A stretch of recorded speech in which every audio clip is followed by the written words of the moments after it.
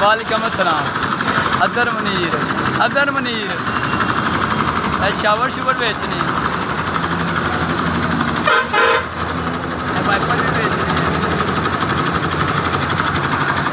250 रुपये वाला भी है, 130 वाला भी है, 80 वाला भी है।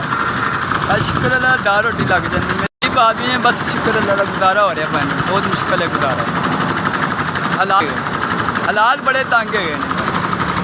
कारोबार का छोटे छोटे बच्चे ने, गुजारा बड़ी मुश्किल है।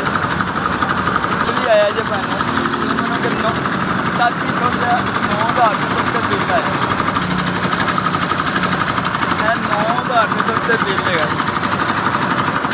देखो गरीब आदमी है, सारी दिहाड़ी सड़कों से फिरने ने 9,000 रुपये बिल आया जो।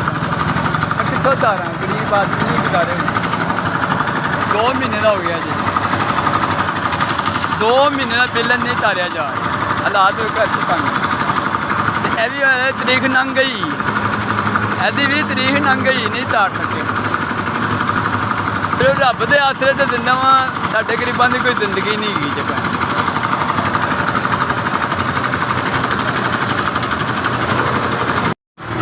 1 2 3 4 5 बड़ी मेहरबानी 5,000 रुपये जिन्होंने मेरी मदद की। अल्लाह नूं खुश रखे, आबाद रखे। बड़ी मेहरबानी जनाब है।